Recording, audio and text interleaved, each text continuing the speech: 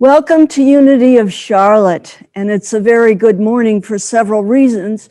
One is it's a bright, sparkling day out with the promise of spring, and the other is that we have a wonderful event just following service, and your voice is needed.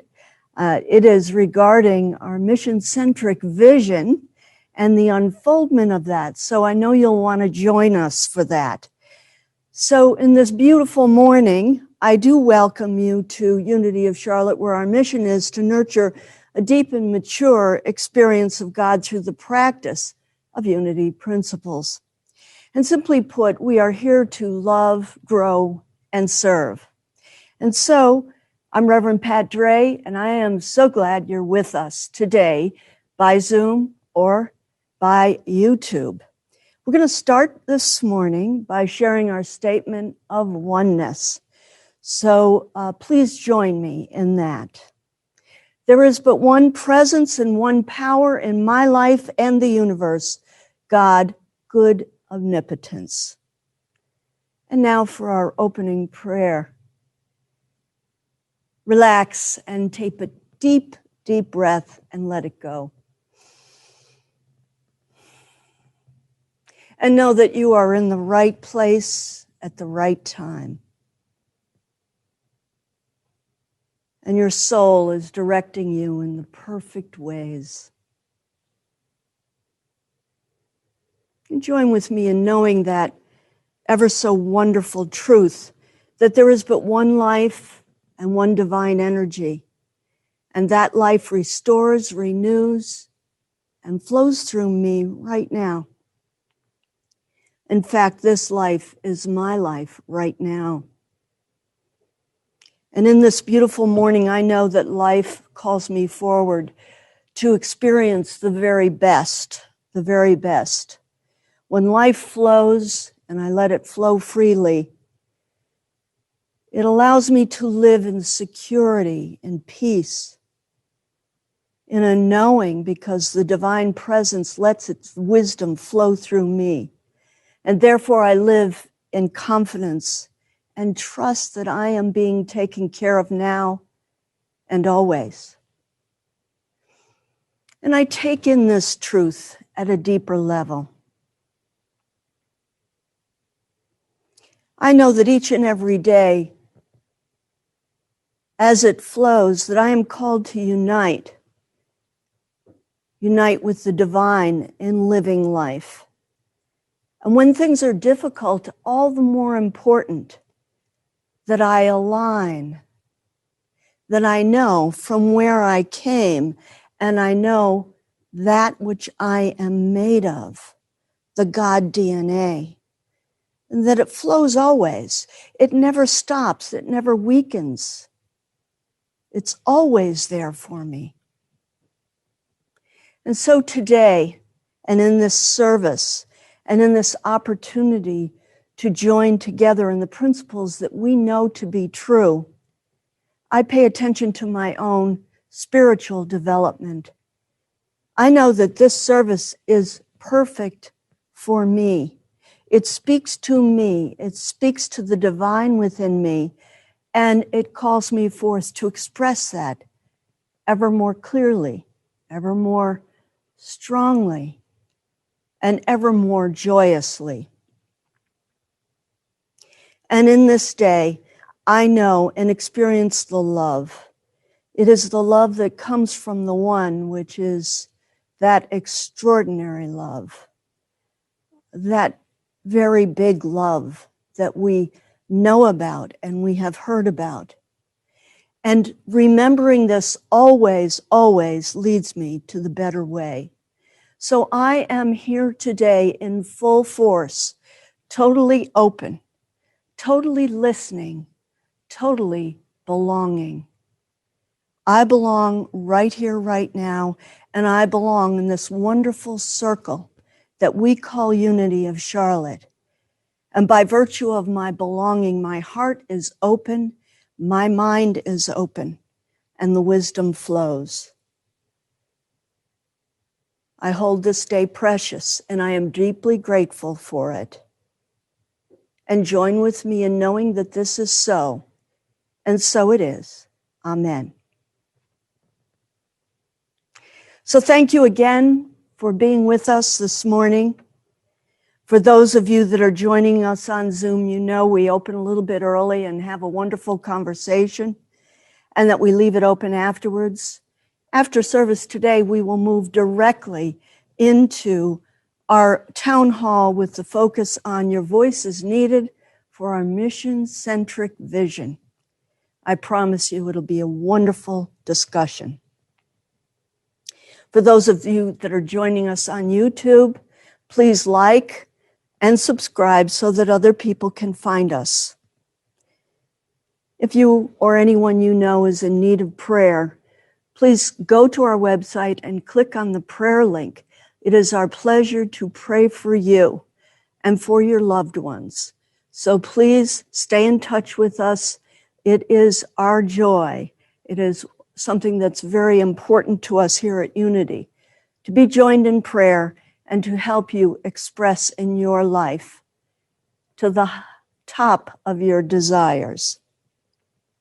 You can also call Unity's telephone line, Silent Unity, by dialing 800 now pray for a personal affirmative prayer. And for our announcements, as you know, the call following service, which I've mentioned a couple of times, our Unity Ladies Who Lunch is a Zoom meeting. It meets on the third Monday of each month, which for this month will be March 15th. The Unity Men's Group will be meeting on the March 10th and the 24th, which is the second and fourth Wednesdays from 9:30 to 11. And by the way, the women Ladies Who Lunch is 11:30 to 1. The Affirmative Prayer and Meditation Group has moved back to Tuesday evenings at 7:15 via Zoom. And please join us for a wonderful alignment and meditation. Dialogues as Service is a class offered by Barbara Rolfe that meets on Wednesdays at a new time from 1 p.m. to 2:30 p.m. by Zoom. The book club is a lively discussion at Unity. We meet every third Sunday at 11 a.m., and that is March 24th. Course in Miracles is every Thursday at 9:30 a.m. via Zoom. So those are our ongoing announcements. I do want to mention that I have a particular awareness of thought as a creative experience, which is one of our principles here at Unity. Reverend Sally mentioned a book a few weeks ago, The Miracle Man. She didn't mention it by name, but it's Morris Goodman, who in the 80s suffered a terrible plane crash and suffered extraordinary damage to his body, but not to his spirit or his soul. And he made a miraculous recovery from that. I just finished the book. I was deeply touched. And I think anything that can remind me in a new and different way of what I truly believe, that thoughts create manifestations, that's an important direction for me to go in. So I'm grateful to Reverend Sally for mentioning that book. It is truly a good read. You can find used copies, but thoughts are very important to us. And here in this wonderful example that was highlighted in The Secret, Morris Goodman talks about his remarkable recovery against any scientific odds, because he walks, he talks, he does speeches around the world about the miracle of his recovery, getting off a ventilator and learning how to walk, all because of the power of thought. I thank you again for being with us today, and I hand it over to our Reverend Jim Fuller for a wonderful service, because that's what he always does. Welcome, Reverend Jim. I think you can probably see that. I'm going to invite you to read this spring affirmation with me. Together we say, a new life is born in me today. Spring is a time for rebirth in nature and in me. Spiritual rebirth and renewal is an ongoing process in my mind and life. Each time I turn toward my Creator, I am reborn. A new life is born in me today.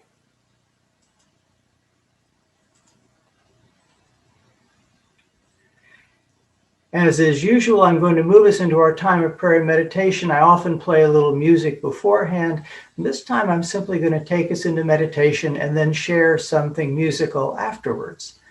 So I invite you to be comfortable where you are, to get comfortable in your seat. I do encourage you to sit upright when you meditate, at least somewhat upright, because part of the purpose of meditation is both quieting the mind and becoming alert, aware to those subtle things that often pass right by us, that we often overlook.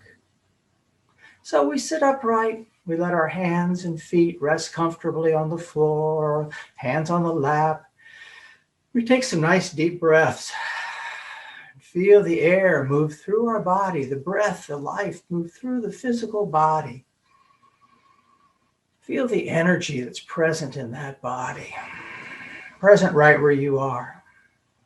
And then I invite you to very softly close your eyes, very softly, so you can actually feel the gentleness of the closing of the eyes. And feel the breath.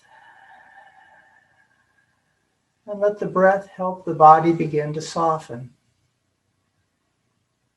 Eyes soften. Face and forehead softens. The jaw softens and the shoulders begin to relax and go down. And we let the breath find its natural rhythm. And as I like to suggest, we just allow the presence of that breath in our body, each breath, to be the reminder of the presence of life, of spirit, of infinite creation that's present right where we are, right now, in this spot, right here.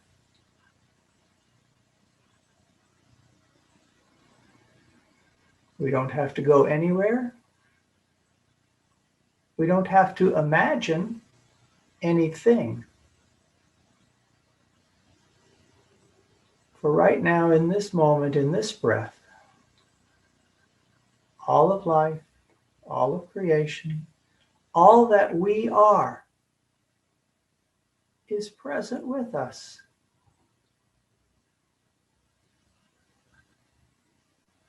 Infinite intelligence, infinite love, infinite wisdom, comfort, and healing.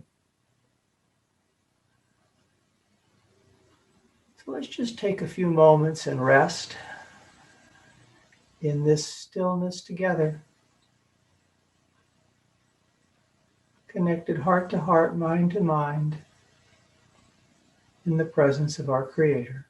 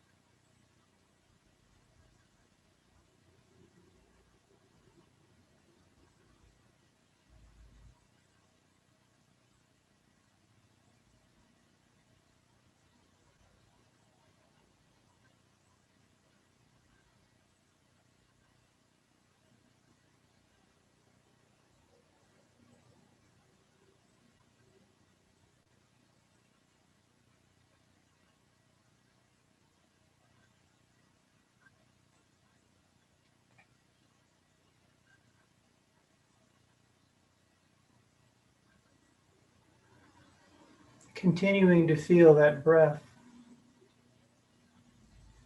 that energy moving in and through your body and your awareness.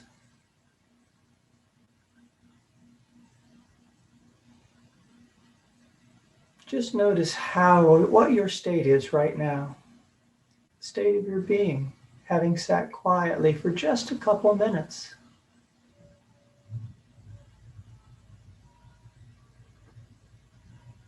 Sometimes we can feel the energy, the radiant liveness that is present in us and all around us and through us.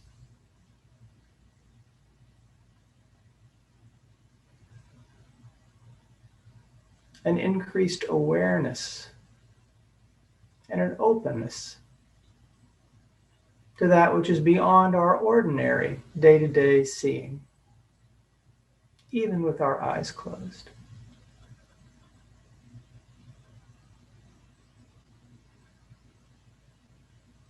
In this moment, we are literally united in spirit with each other and with our Creator, with all of creation. We remember that is true for all of our brothers and sisters, our friends, and even the people we don't know. True even for the people that we might judge sometimes. All connected, all held in that loving presence.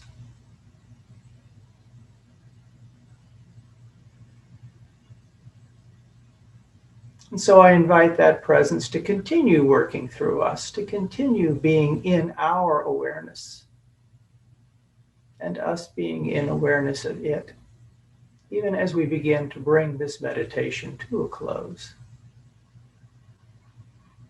As we begin to move fingers and toes, hands and feet, to feel the body again a little more clearly. Take a couple big breaths. And when we're ready, just to gently open the eyes. Come back and take just a moment to notice how you feel.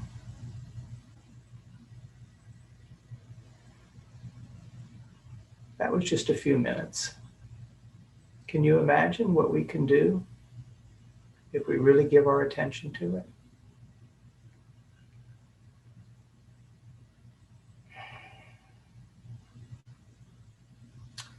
Well, again, thank you for being here with us. I'm Jim Fuller. I'm your guest speaker for the day, and I'm going to start off before I do my talk by sharing a little music video. Not a terribly recent one, but some musicians that also happen to be Course in Miracles students. The gentleman in the front, Victor Wooten, is a very famous bass player. His brother on the piano to the right is another musician. You'll see one other brother. And the gentleman in the background is James Twyman, a musician, a filmmaker.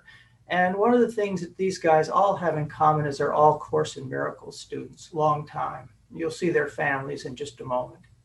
And Victor wrote this little song a number of years ago, and I really like it, and I thought, I need to share this today. So here we go.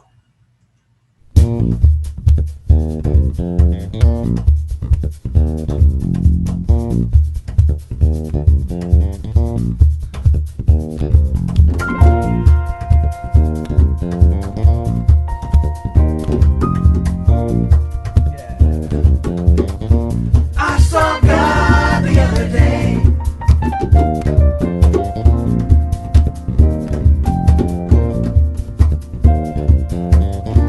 I saw God the other day.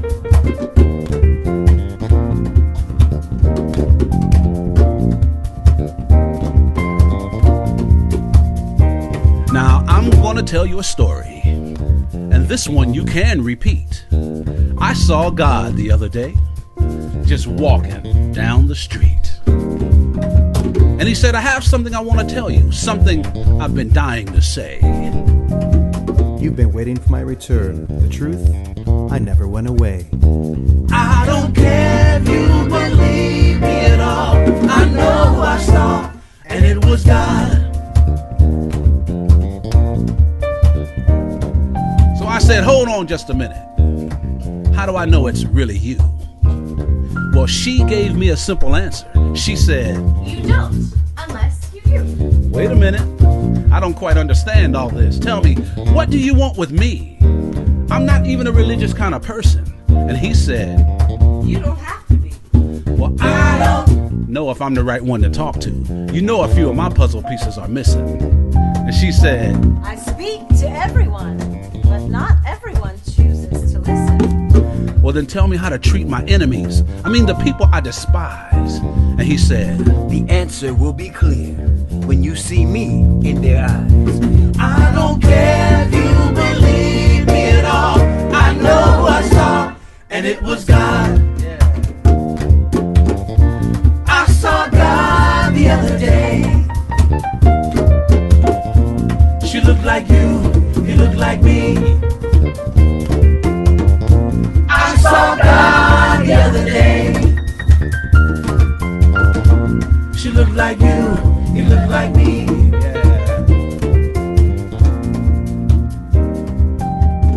well, I spoke to God that day. You spoke to him too. And he said, of all the miracles ever created, the grandest one is you. Now that you've told me all this, can you tell me, what am I supposed to do? And she said, You may think it's up to me, but it's really up to you. well, now my eyes are open, and I can clearly see that all the things I paid for in life, I could have gotten for free. Now, I'm going to share with you her parting words that day. You might want to think this one through. She said, if I only had one son, then tell me, who are you? Who? Yeah. Who are you? Who? Come on, y'all. I saw God the other day. She looked like you, he looked like me. I saw God the other day. She looked like you, he looked like me. She looked like you, he looked like me. She looked like you, he looked like me. She looked like you, he looked like me. Yeah.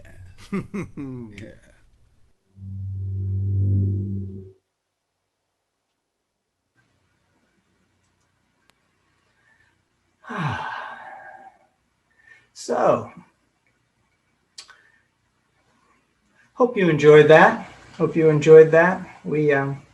We first saw Victor there when he was playing with Bella Fleck and the Flecktones here in Charlotte many years ago. Many years ago. And didn't know at that point that they were spiritual students, but they apparently long time have been. Let's see if I can get rid of that little thing up there. Don't need that anymore, do we? Poof. Okay. Well, they saw God the other day, but I don't know about you. When I look out and I see the world around me, it often looks troubling, fearful, at the very least, confusing. But what might happen if you woke up one morning and no matter what you looked at, no matter what was in front of you, whether it was a person or a tree or a car or a cup of coffee, what if you saw God? What if you saw God smiling back at you, shining back at you? Not God in the form of some old man with a beard and robes, or God as a smiling Jesus or a Jesus trying to stare you down, but God in terms of divine aliveness, divine life, intelligence, God love shining at you from everything in front of you, even your own reflection in the mirror. Well, that's the kind of experience that mystics often write about. True? I think you've probably heard of that or read about that. They have brief glimpses of it. We can all have brief glimpses of it. The thing I think that makes a real mystic is the person that has the glimpse and the glimpse doesn't go away, right? So this morning, I want to talk about the idea, the thought of God in all things. God in all things.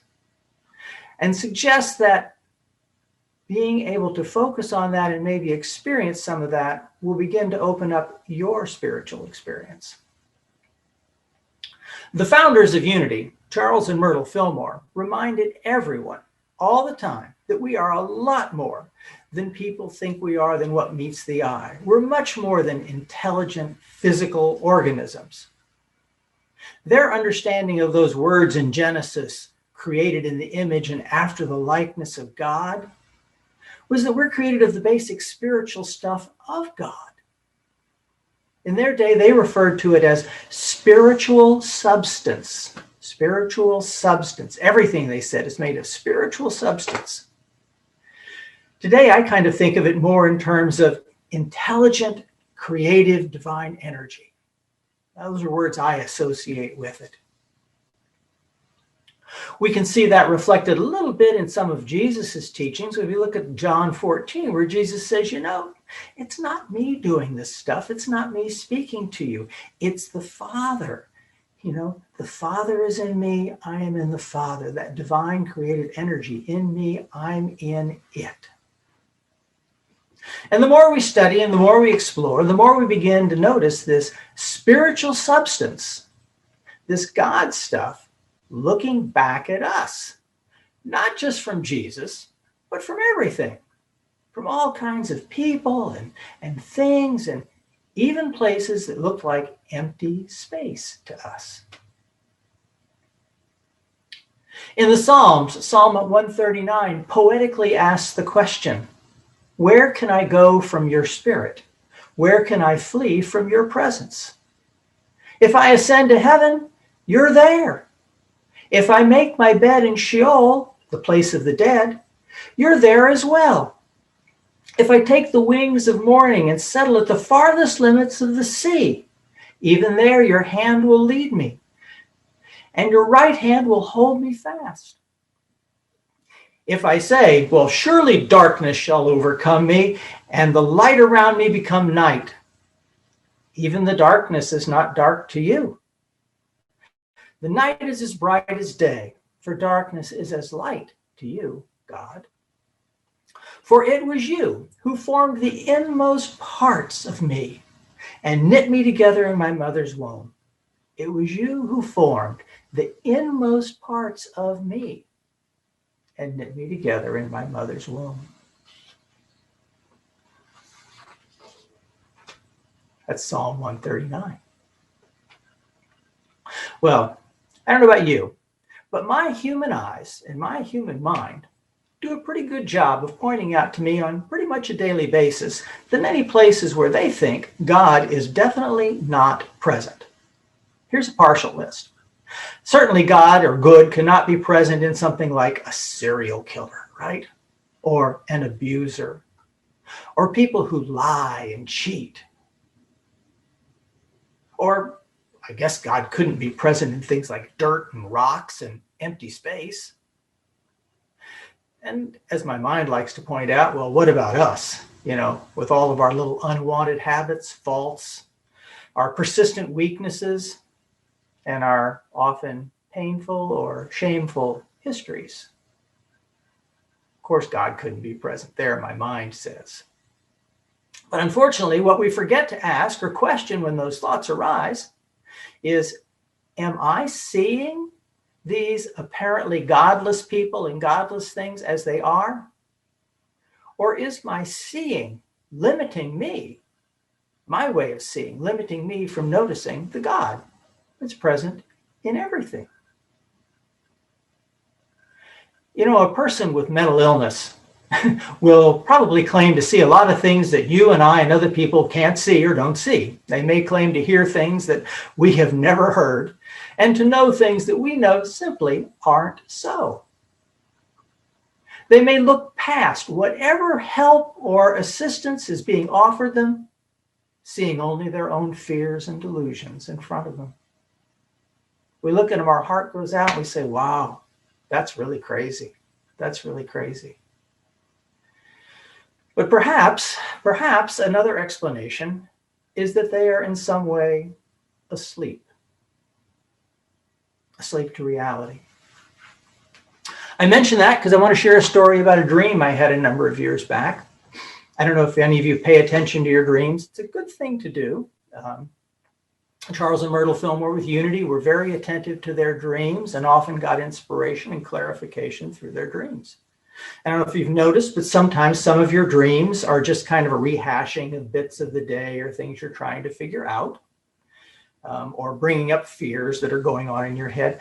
But occasionally there are dreams that seem to be showing us something. They feel a little different. They may seem to look different, although remember, there's nobody with eyeballs in there. It's just you. And so one morning, often these dreams, more vivid dreams, show up in the morning when we're in that state in between waking and sleeping. A number of years ago, I had one of those dreams that was clearly trying to show me something. And in the dream, I was looking out a high window, sort of like a little dormer window at the top of a tall building. And I'm looking out through this window, and I'm looking down on a big open area below, a plaza or open area of some sort. And I'm seeing lots of people down there. And I kind of recognize the people, not like I'm naming them, but I know them, I recognize them. And they are acting, unfortunately, like people. They are not being loving. They are not being kind. It's not a hellish thing at all. It's just people being themselves and being self-centered and not being kind to each other and just going about their own business. It was sad. It was sad looking down out of this little dormer window I was looking at way up high down and seeing these people. It was kind of sad. And then as I'm leaning there staring out this window in my dream, an interesting thing happens. I dreamed that I woke up. I was still in the dream, but I dreamed I woke up. And I was still in the same place, looking out the same window, looking at the same area below. And there were the same people there. But what I had been seeing before had totally changed. All I could see in the people was love and kindness and connection. All the troubles that I had been seeing down there were gone because I had woken up. And then I actually physically woke up, and the dream was still very vivid, very fresh, and I sat up on the edge of the bed, and my thought was, how could I have been so wrong about what was going on for so long? How could I have been misperceiving for so long? Well, what might happen if we all woke up and stayed awake? What might happen if we started praying to see not what we're used to seeing, not what we usually see, but the good and the God and the beauty always present around us? I believe it's possible. I believe it's possible. But I believe it takes some intention and attention. Now, often, if we want to have a different way of seeing or being, we'll try working with meditation, and that is an excellent technique. Quieting the mind with meditation is an excellent technique, but I'm going to try something a little different with you today. I'm going to take you back to, it's probably high school physics by now, but I'm going to offer you a science class. Because a number of years ago, a speaker I heard was a scientist, offered some examples that helped me begin to question all that I seem to see around me.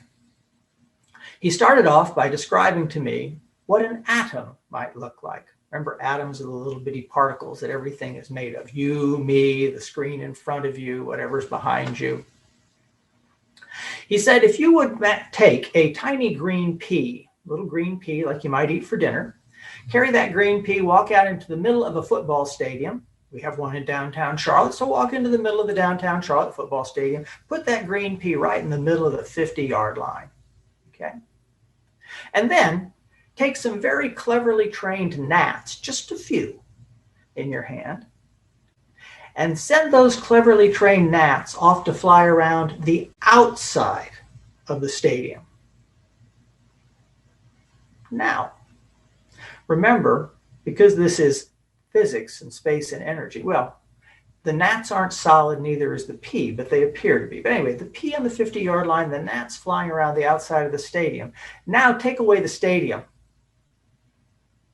So you just have the pea and the gnats. That's what a very simple atom, like a hydrogen atom, might look like. except again, the P isn't really solid and neither are the gnats. That's an atom. 99.9% space, teeny bits of energy. We don't normally see atoms, but we see things that atoms are made of. So if we took that P and those gnats, taking up the space of one stadium, and we replicated that over here on this side with another P and another set of gnats, but we can't get them too close together because atoms never touch. So there's at least a stadium or two between them. Now we've got two hydrogen atoms, a lot of space, right? And we take one slightly larger atom, an oxygen atom. Again, it's a football stadium or two away from these two little hydrogen ones we have.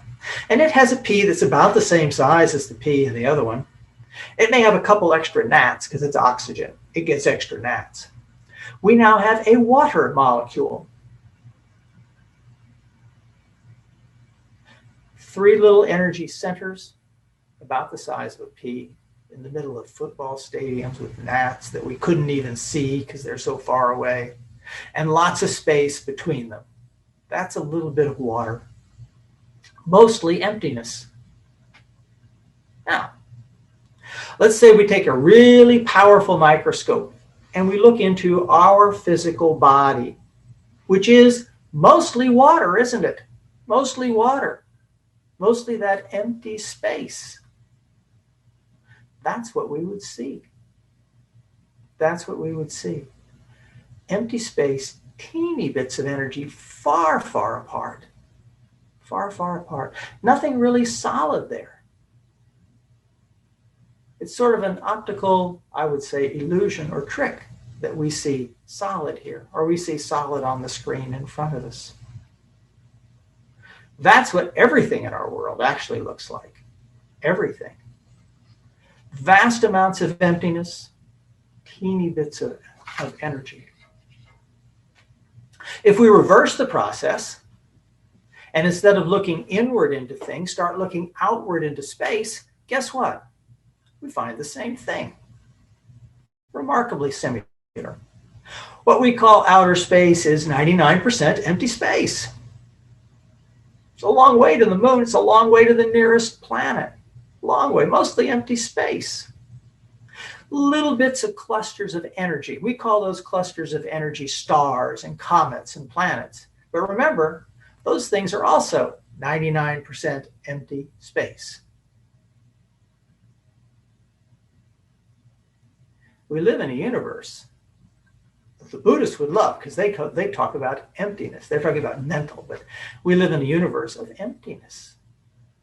One of the things I used to love to do as a meditation was go out in the evening as it was starting to get dark and sit on my deck and just watch it get dark and watch the stars come out and realize how vast it is, how empty it is, and that I'm a part of that. That the attention that is me is a part of that. Looking at things that way begins to help open the mind, get us past what we think we're used to seeing. But there's even more. There's even more. Because in the last decade, scientists have started talking about the fact that, there has to be a lot more matter, a lot more mass in this universe than what they're seeing or what they can detect with their instruments. The popular name for that is dark matter. Dark because they can't see it. But they know there has to be more there, more some kind of substance, because of the way everything that they can see reacts. In fact, they say that perhaps there must be 95% more substance, mass, matter out there than what we can currently see. How about that? So it is true we're not seeing all that's out there. So could that apparent emptiness and that unseen substance have something to do with spirit or God or us? I don't know. Good question, huh? I let all those questions take me back to a place that I'm becoming more comfortable, more familiar with as I go along. The place of being willing to acknowledge that there is a whole lot more going on around us than we have any real understanding about. A whole lot more going on around us. That we are part of a very vast, non-physical creation. And as I like to add, it is orderly, intelligent, and friendly. Orderly, intelligent, and friendly. In fact, you can go beyond friendly. You can say it is loving. The nature of it is love. Mystics know that spending time in that space of not knowing is extraordinarily helpful in opening our minds to new ideas, new awareness, new understandings. Perhaps it can also help us begin to experience the God, the good that is present in all things, in all places. But because we're so used to seeing these fields of emptiness and energy that we perceive as bodies as solid, because we're so used to thinking of planets and stars and everything is solid, we sometimes miss that. We miss that most of the time, don't we? We don't ask questions like, well, who or what is seeing this? Who or what is sensing this that we're seeing? But like scientists studying either the body or space, we can begin to turn the telescopes and the microscopes of our mind toward the appearances of the world and ask the question, what is this? What am I seeing? What am I? We can begin to consciously question our old models of reality, even our old models of spirituality. We can start lowering the barriers that we have erected that actually keep us from experiencing the God, the beauty, the love that's present in all things. And we can prayerfully invite that underlying organizing intelligence. It's another name for God, right? That underlying organizing intelligence is everywhere present to begin making itself known to us. If Charles and Myrtle Fillmore were correct, and all of what we call creation is made up of intelligent, creative God stuff, spiritual substance, as they put it, and that looks more and more to me like that's probably the case, then that God stuff present with us and in us should be able to inform us in ways that we can understand because we're part of it too. Spiritual teachings from the ancient Hindu Vedas and the Old Testament to later teachings of the Bhagavad Gita and the Buddha, to the then teachings of Christianity, all talk about an ultimate reality, a God, a heaven that is timelessly true and always present, that lies just beyond the world that our eyes and our senses and our minds are showing us. Not some different place, not somewhere we have to go to or do something to be in, but right here, where these seemingly solid bodies seem to be appearing. My favorite contemporary teaching, A Course in Miracles, comments that we who believe we are separate from one another, separate from creation, separate from our Creator, have attempted many cures to deal with the separations and conflicts we experience as the ills or the problems of the world. The one thing we have not done, it says, is to question the reality of our dilemma as we perceive it. So the Course offers, like Unity, affirmative prayers and readings to help open up the mind to what we might call underlying reality or truth. One of the early lessons in the Course is the reminder, this will sound familiar to anybody in Unity, God goes with me wherever I go. God goes with me wherever I go. Here's part of the reading that goes with that.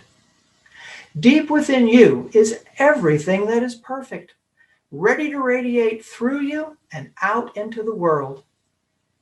It will cure all sorrow and pain and fear and loss, because it will heal the mind that thought these things were real and suffered out of its allegiance to them. You can never be deprived of your perfect holiness because its source, God, goes with you wherever you go. You can never actually suffer because the source of all joy goes with you wherever you go. You can never be alone because the source of all life goes with you wherever you go. Nothing can destroy your peace of mind because God goes with you wherever you go. Compare that with Psalm 139 that I read earlier. Where can I go from your spirit? Where can I flee from your presence? If I ascend to heaven, you're there. If I make my bed in Sheol, the place of the dead, you're there too. If I take the wings of morning and settle at the farthest limits of the sea, even there your hand will lead me and your right hand will hold me fast. Where can we go from that spirit if God is present in all things? Clearly, these teachings are pointing to something beyond the biological or physical makeup of brains and bodies, or about the many objects of the world we see around us. Both teachings point toward a deeper level of reality, one that our physical senses and our present beliefs are causing us often to overlook. To help us open our awareness to that unseen divine, the Course offers us reminders like, God is in everything I see because God is in my mind. God is in everything I see because God is in my mind. You and I seem to be solid physical bodies made of atoms and organs, which it turns out are mostly non-physical energy and vast areas of empty space. Mysticism points beyond all forms toward God, toward spirit, toward consciousness, toward mind, toward emptiness permeated by unseen or not yet seen intelligent life. Perhaps that's what Charles and Myrtle Fillmore understood as the very substance of God. Maybe that's what Jesus was pointing toward when he says, right now I'm in the Father and the Father's in me. As we take time to consciously release our current perceptions and assumptions, to look beyond the projections of our human minds, what might the Father in us, what might the God presence in us have to show us about the God, about the good in all things?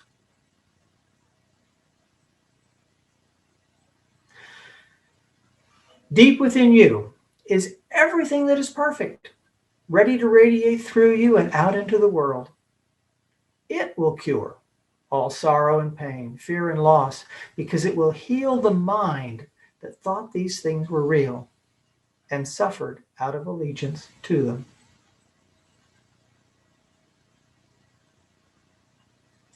Share a little affirmation with you here.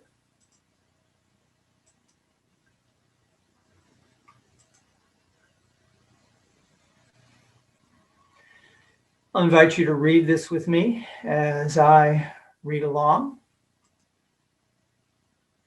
The affirmation says, God is in everything I see because God is in my mind. Together, God is in everything I see because God is in my mind. One more time.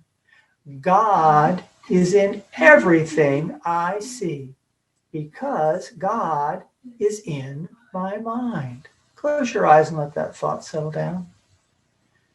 God in everything. God in everything. In the people, in the things, even in what appears to me to be empty space. God present in everything because God is present in me. Not just in my body, in my mind, and in my being, because I'm a part of that.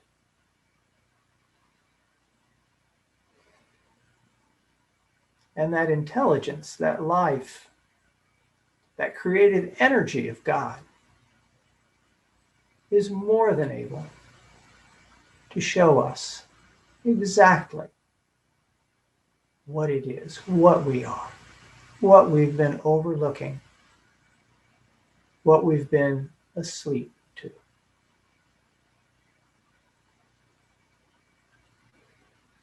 Join me again as we read that affirmation together 2 more times. God is in everything I see because God is in my mind. Again, God is in everything I see because God is in my mind.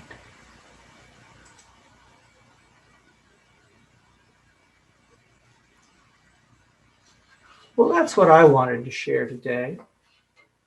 Hope that's helpful for you. Certainly give you something to focus on.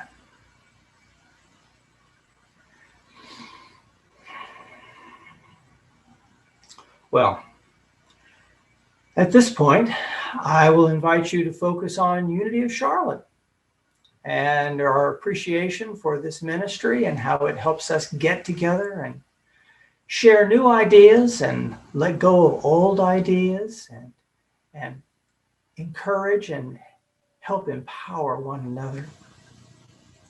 Part of the way we do that is through helping with supporting Unity of Charlotte, because Unity of Charlotte continues to rent space, to maintain the website and the many other things that it does, and preparing, of course, to begin looking for a minister in the not too distant future, we hope.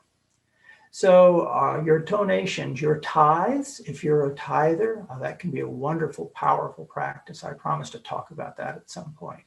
Very powerful spiritual practice, changed a lot of my life. And your offerings, your ongoing commitment. Think of them as commitments. Think of them as commitments, committing to supporting this ministry. So we have an opportunity to do that right now, to share of our good with this church. And you can send your offerings to the address on your screen, or simply go to unityofcharlotte.org and click on the donate button. And you can make your offerings that way. And right now, I'll invite us to say together our prosperity blessing for whatever gifts we give.